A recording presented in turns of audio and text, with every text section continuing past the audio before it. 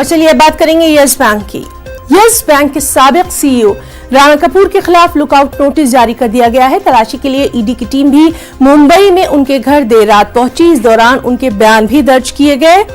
ED की team ने money laundering के तहत राणा कपूर के खिलाफ केस दर्ज कर लिया है। इसके बाद ईडी ने राणा कपूर के घर की तलाशी ली है। DHFL के घोटाले के ताल्लुक से राणा कपूर के घर ईडी की ये छापेमारी हुई। राणा पर DHFL पर 79 फर्जी कंपनियां और 1 लाख फर्जी सार्फिन की मदद से तकरीबन 13,000 करोड़ रुपए के घोटाले का इल्जाम है।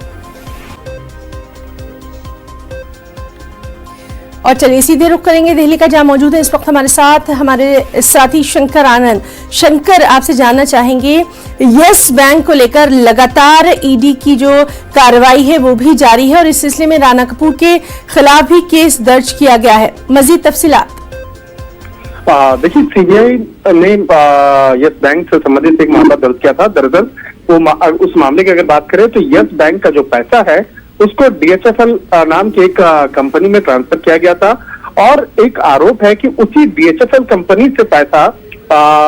राणा कपूर जो है बकायदा जो यस बैंक के संस्थापक हैं उसकी पत्नी के पास वो पैसे ट्रांसफर किए गए, यानी कि यस बैंक का पैसा गलत तरीके से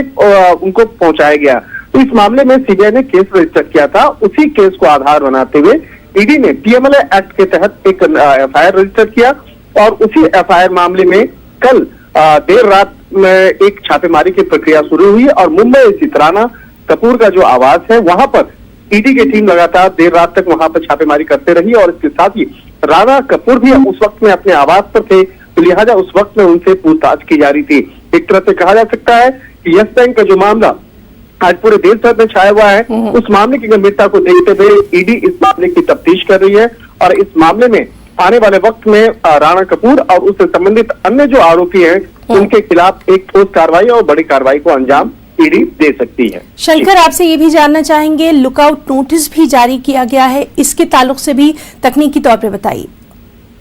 देखिए, लुकआउट नोटिस इसलिए जारी किया जाता है कि कोई भी आरोपी विदेश न भाग पाए और इसी के लिए मामले की गंभीरता को देखते हुए आजकल चाहे सीबीआई की बात करें या ईडी की बात करें, किसी भी आरोपी के खिलाफ जो बड़ा एक फाइनेंशियल आरोपी होता है या कोई बड़ा कोई आरोपी होता है तो उसके खिलाफ तुरंत ही LOC यानी कि लुकआउट नोटिस जो है बकायदा वो जारी करवाया जाता है, जिससे कि अगर वो विदेश भागने की कोशिश करे तो तत्काल उसे वहीं पे हिरासत में ले लिया जाए और उसे विदेश जाने से रोका जाए। तो जिस तरह से विजय माल्या का मामला हुआ, नीरव मोदी का मामला हुआ, तो कई ऐसे मामलों को देखते हुए अब जांच एजेंसियां पहले से सतर्क हो गई है और इसी को ध्यान में रखते हुए राणा कपूर के खिलाफ